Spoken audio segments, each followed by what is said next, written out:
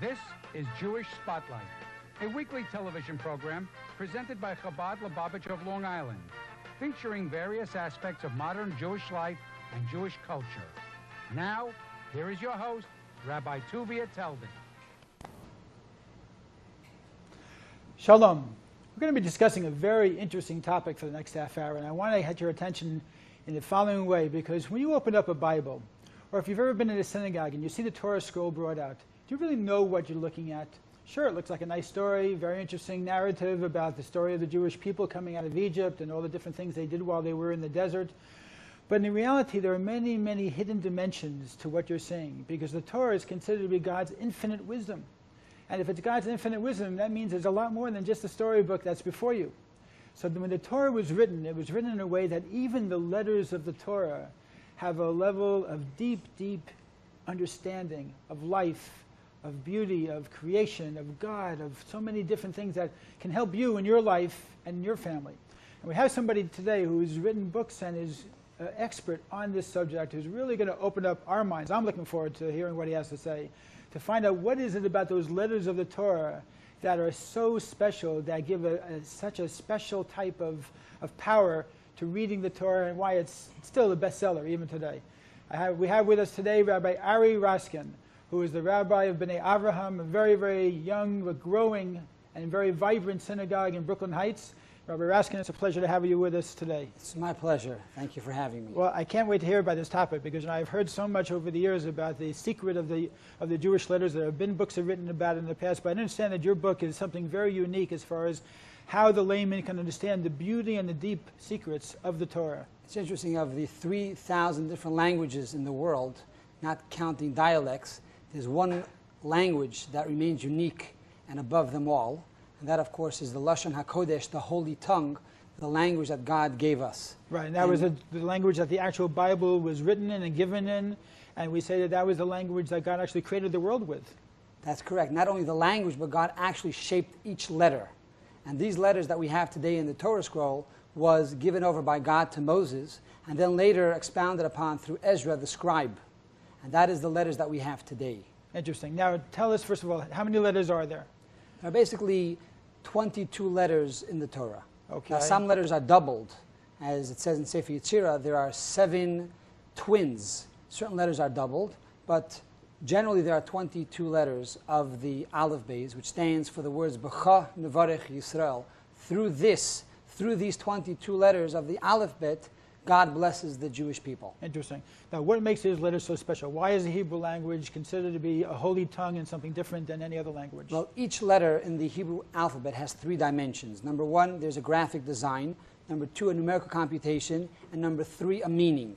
To take the letter Aleph, for example, which is the first letter in the Torah. So there's a famous story told with the Alter Rebbe, the first Rebbe of Chabad, Rabbi Shnei Zalman of Liadi. He once called in one of his disciples and said, "You have a mitzvah, a commandment. I have a commandment. Your commandment is to support your family. My commandment is to teach my child. So we'll swap. You will teach my child the Torah, and I will pay you, and you will support your family."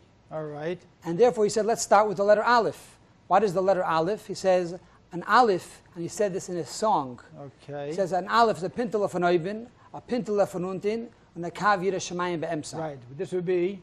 That is the Aleph is a point on the top, a point on the bottom, and a line in between. Right. Now, what did each of these represent? So he says the point on top represents God. The Yud on the bottom, which is a Yid, a Jew, on bottom. Which is the first letter of the word Yisrael. That's the Jewish correct. People. So what connects man and God is the line in between, which is the Torah. So the line is the straightest distance between, or straightest way between 2 points. It's basically a shoot, also from the higher levels to the lower levels. And Torah basically came from God down to this world. As it says, Torah is compared to water. Just like water comes down a mountain and the water doesn't change, the same is true with Torah. Even though it was in heaven, one would think that God would water down the Torah as it came down to this world and change the substance. But we are to know that substance is the same down here as in heaven. Okay. Now, you said it also has a numerical value. Correct. The Torah, the letter Aleph equals 1. And every aspect of the Aleph is 1. There's one God, one Torah, one Jewish people. Also, if we add up the letters individually, as we said earlier, the Aleph has 3 letters. It's the Vav, which equals 6, the Yud on top, which is 10, the Yud on bottom, which is another 10, which is 26.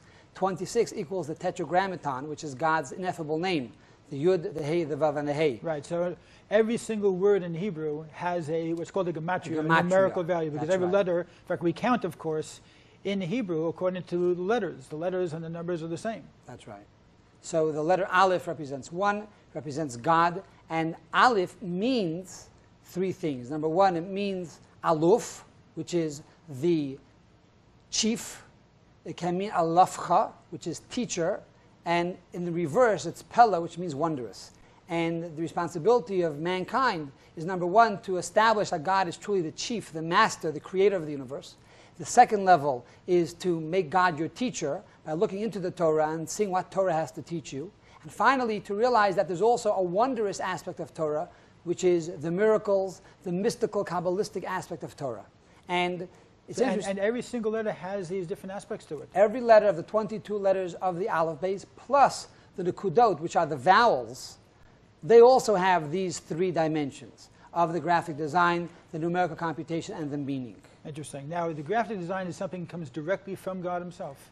Directly from God himself, and the interpretation of these letters also come from God himself. Now, tell us a little bit about the Kabbalistic or the more mystical meaning of some of the letters. Do you have any specific letters you could share with us?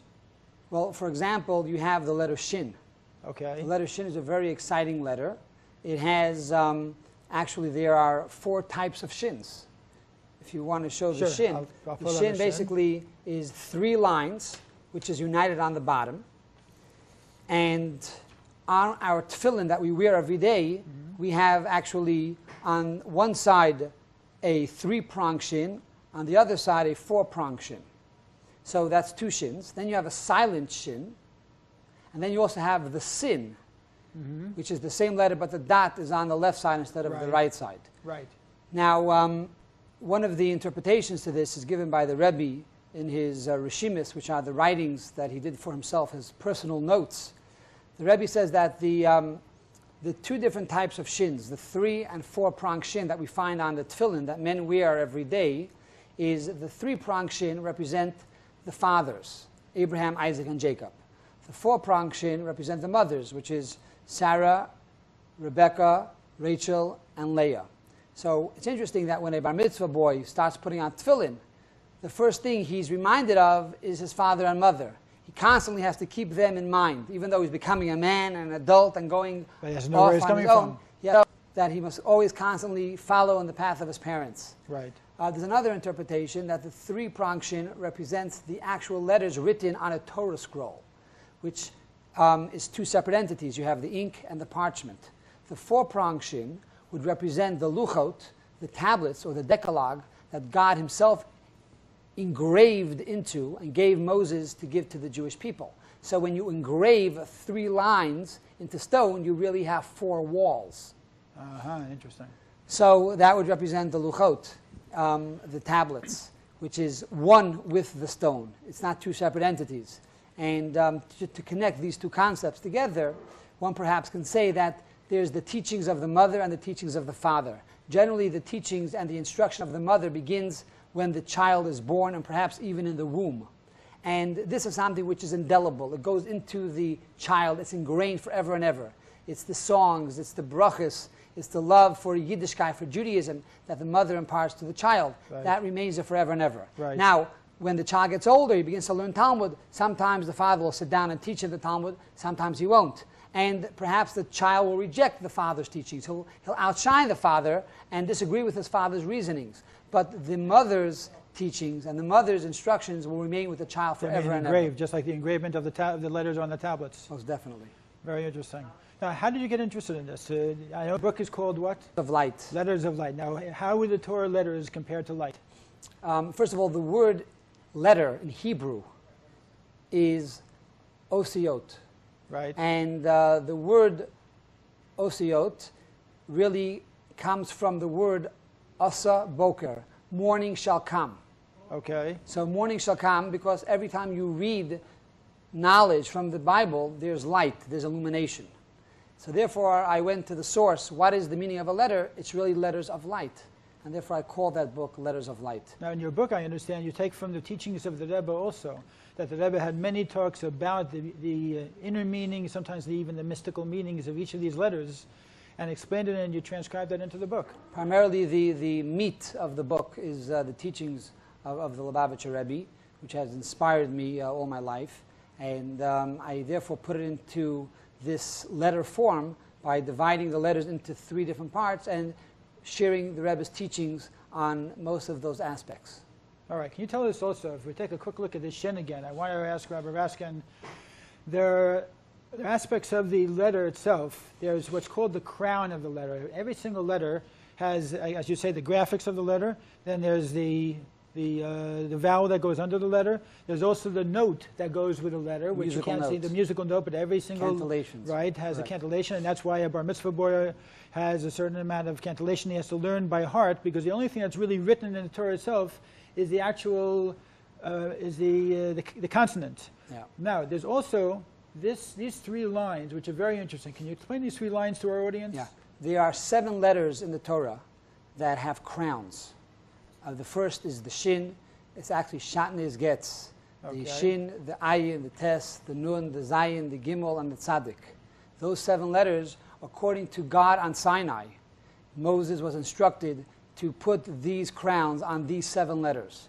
And Rabbi Akiva, the famous sage who did not know how to read the letters until he was 40 years old, which, by the way, for everyone out there who does not know how to read, it's not too late. Never give up hope. Never give up.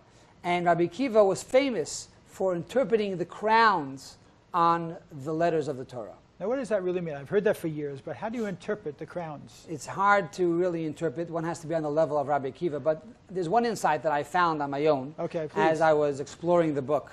The Mishnah tells us that there are 4 different types of Rosh Hashanah. There are 4 New Years. Right. There is the beginning of the year, Rosh Hashanah, when we blow the shofar. It's one New Year. Then there's the New Year for trees. There's the New Year for kings. And there's the New Year for tithes, when we have to start counting when our each of which serve a different role came into the house, and one would therefore have to divide the 1/50th to the Kohen, 1/10th to the Levite, etc.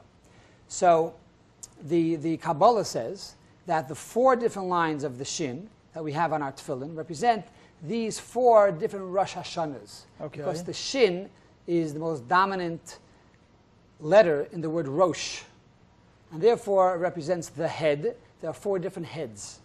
So when I wrote the book up and I gave it to my publisher, Rabbi Yonah Afson in Sichos in English, he read through the manuscripts and he called me up and he was startled and he said, Rabbi Raskin, we have a problem.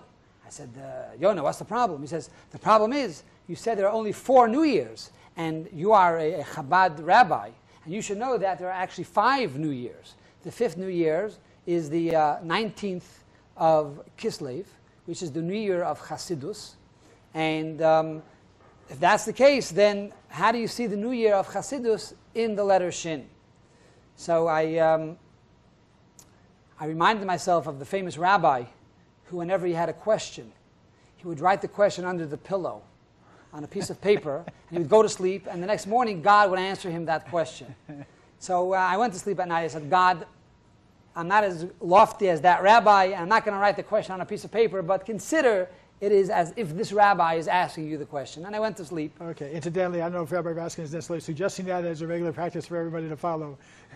And I woke up in the morning, and I actually had a solution to the problem. Very nice. And I called up the rabbi, and I said, you know, Rabbi, I believe that the answer is found within the crown, because the crown is now the 5th dimension to the letter.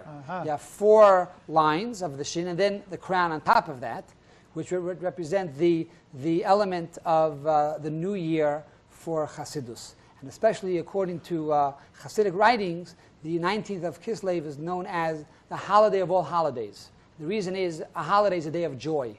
And the fundamental principle of Chassidus is to serve God with joy, not only 1 day a year, or 7 days a year, or 8 days a year, but every single day one must serve God with joy. So this is really the impetus and the paradigm of all joy, and therefore perhaps it is the crown of the Shin, the crown of the New Year's. Interesting. Now, as you mentioned, every single letter has special meaning. Can you go a little bit into the Yud? Because I know the Yud has a very special significance. It's the 10th letter of the alphabet. It represents number 10, a very holy and special number in Judaism. Can you tell us a little bit about that? Well, the graphic design of a Yud is like a flame. It represents the soul of a Yid, the soul of a Jew, that constantly soars higher and higher and wants to unite with God. The numerical computation of the Yud, the Gematria, is 10. And it says that God dwells when there is a gathering of 10 people, which is holiness. And the actual meaning of Yud means Yehuda. And the word Yehuda is Jew. And it's interesting to note that in the Torah, we don't find the Jews being called Jews. Right. We find the Jews being called Israelites or the sons of Jacob. And when do we find the Jews being called Jews? The truth of the matter is, the first time we find Jews being called Jews is in the time of Mordechai and Esther, when Haman wanted to destroy us. So the Megillah tells us, Mordechai HaYehudi, Mordechai the Jew. And the Talmud asks this question, why is he called the Jew? He came from the tribe of Binyamin. He should have been called Mordechai the Yemini. Mordechai HaYehudi, the Jew, would represent one that came from the tribe of Judah. And it's interesting, the Talmud answers the question by saying that any person that denies idolatry and acknowledges God is called Yehuda, is called a Jew. Interesting. But it doesn't really give the reason why. So I took it a step further, and if you look into the writings of the Alter Rebbe in Likutei Torah, Rabbi Shneur Zalman of Liadi, the first Lubavitch Rebbe, says the reason for that is because the word Yehuda, the root is Hod. Hod means praise. So a Jew is one that praises God. Now, grammatically speaking, when you put the Yud in front of any letter, it represents something that is continuous, constant. Right. So Yehuda means someone that constantly praises God. Every Jew, those that are observant and non-observant, those who are believers or non-believers, all of us have a soul. If we like it or not, if we believe it or not. And this soul is constantly praising God. That is why we are called Jews. Now, which leads us to another interesting thing. Hitler, may his name be erased, when he put the Jews into the camps, he gave us a star and said Judah. Right? Now, why did he call us Judah? So, in truth, I believe that he did not know, he didn't realize what he was doing. He was actually giving us strength. On one hand, he tried to extinguish us. On the other hand, he was saying, I will never be able to destroy the Jewish people because you are constantly praising God.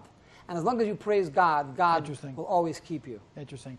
Let's switch over to a different topic, because Rabbi Raskin, I know amongst your many talents, you also go around, you speak about the Bible codes.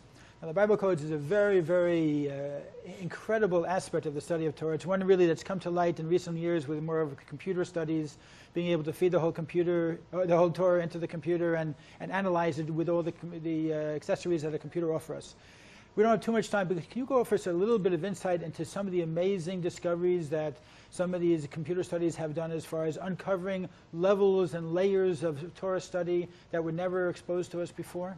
Well, it's interesting to note that the Zohar, that was written by Rabbi Shimon Bar Yochai, who lived right after the destruction of the Second Holy Temple, he writes there that Istakel ba'iraiso bara'alma, which means in English that God looked into the Torah and then he created the world. In other words, the Torah is the blueprint to creation. Just like when one builds a home, before they can build a home, they must have a blueprint, and they follow that blueprint to the letter of the law. The same is true. God first created the blueprint, which is the Torah. It actually says in the Zohar, Alapayim Shana, 2,000 years the Torah preceded the world. And so God studied the Torah, technically, for 2,000 years, and then he used that as a blueprint to create the world. So the beginning of history until the end of history are all found within the 5 books of Moses. So the Torah is multidimensional in the sense that it has all of the wisdom that could possibly be found within it. Every name, the events of the history. No question. Historical events, names of great scholars are all found in the Torah. I mean, it sounds like a very a tremendous claim, but can you give us an example of how, I know you have the situation with the Rambam as far as predicting Maimonides, but an example of how the Torah does and how we can see in the Torah that wisdom on that level? Well, I'll give you a few examples. Okay, good. You know, every artist, like Chagall, for example, or Picasso, on the bottom of their art, they inscribe their name. Well, God, who is the creator of the universe, also inscribes his name. So if you look into the book of Genesis, which is the first book of the Torah, there it talks about creation. Bereshis bara Elikim. In the beginning, God created the world. At the end of creation, it says the words, Asher bara Elokim la'asos. That God created for us to refine, for us to fix. Right. Because God wanted man to be a co-partner in creation. The last letter of those three words, bara Elokim la'asos, spells out the word emet, which is truth. So God, the Talmud tells us, when God signs his name, the name of God is emet. So technically speaking, if God would sign us a check, he wouldn't sign G-D, God. He would say emet. That is God's name, truth. For God is the absolute truth. So at the end of God's picture, after the 7 days of creation, God says, look for my name, emet, truth. Now, it's interesting to note that the word emet, which is truth, also represents the number 9, which is a true number. Because why is 9 a true number? Our rabbis tell us anything times 9 equals 9. Right. 9 times 2 is 18, 8 plus 1 is 9, 9 times 9 is 81, 8 plus 1 is 9, 9 times 7, 63, 6 plus 3 is 9. Also, Emes is the first letter, the last letter, and the middle letter of the alphabet, showing that God is true from beginning through the middle all the way to the end. Something which is true has to be completely true. As I always say, you can't be half pregnant. Either you are or you're not. Either it's true or not true. Right. And emet, if you use the gematria, equals 441. 4 plus 4 plus 1 is 9. So again, you see that concept of the gematria intertwined with the letters of the Torah. Right. So emet is not only a true word, but it's also a true number. Right. Another example, one of the greatest leaders in Jewish history is Maimonides, the Rambam. And we find the Rambam's name within the book of Exodus, chapter 11. Over there it says that God tells the Jewish people, I will show my miracles in the land of Egypt. Revois Moisai Be'eretz Mitzrayim. If you take the first letter of those 4 words, you have Reish, Mem, Beis Mem, which is Rambam. And we know the Rambam was a doctor. He was in Egypt, and he created tremendous miracles by helping people and inspiring people in many ways. Furthermore, the Rambam wrote a book, Mishneh Torah. And Mishneh Torah is his magna opus, which explores the 613 commandments of the Torah.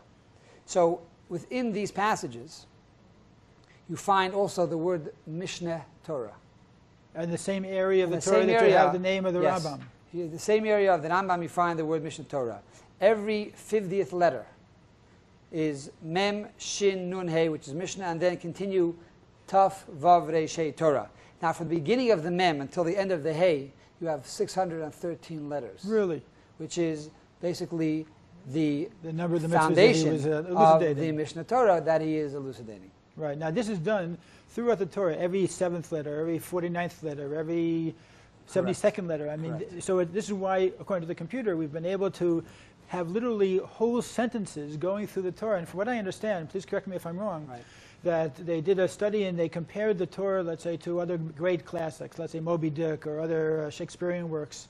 And they found out that 85% of the letters of the Torah, they were able to match up with a particular type of code or series of letters that would spell out a sentence, as opposed to when they worked with other classics, maybe only 15 to 20% would go. So it's not as if they didn't do a little bit of a control factor here to understand why the Torah was well, there's no doubt that we needed a rigorously controlled statistical test to be able to prove these things. But it is controversial, and I've spoken to many mathematicians and statisticians, and they do have different opinions on the whole thing. But there was a book printed a few years ago called The Bible Code by Michael Drosnin.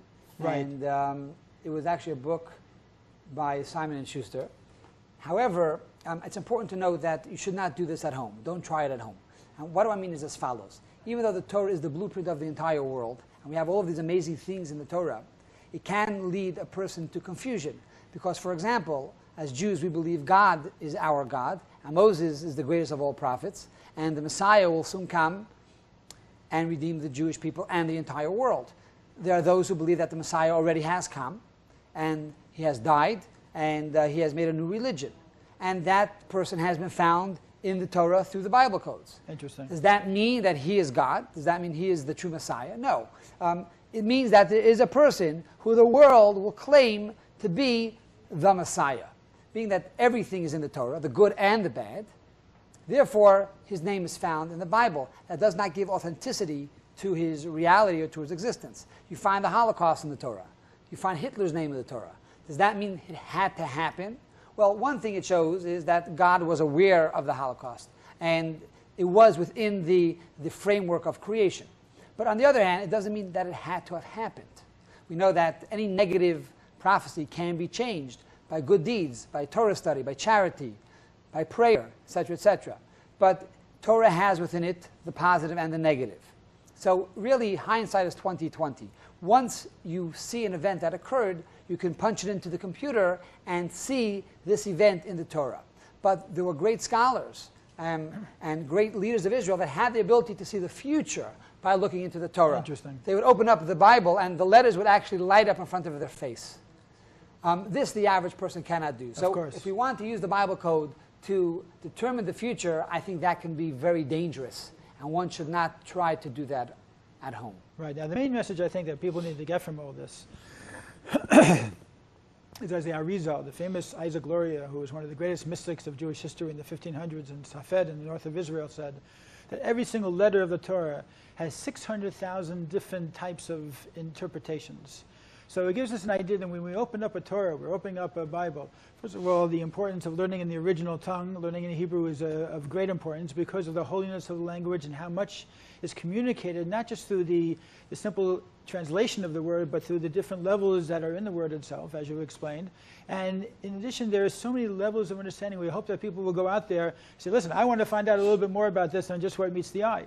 Now, on a basic level, a person can go to the commentators and they'll find out many different things. But I suppose that your book would be a good place to start also as far as looking a little bit deeper. My objective of the book is for someone to say, look, if one letter is so deep and so profound, how much more does the Torah itself have to offer? That's great. All right. Rabbi Raskin, I want to wish you success. Thank you. I hope everything goes well for you and your continued holy work in Brooklyn, and also, of course, with the book that you have out.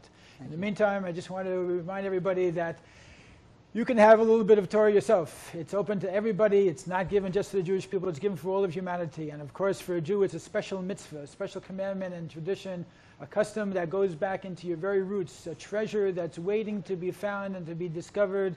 And all it takes is a matter of these days of looking up on the web. Go to Chabad.org, go to the many websites where you have Bible study, Torah study, with many of these deeper and deeper and deeper levels available, because it's a fascinating. These are things that have been studied for thousands and thousands of years with tremendous wisdom applicable to every aspect of your life. Take care. We'll see you next week, same time, same station, the Jewish Spotlight. Have a great week. Go out there and make the world a better place.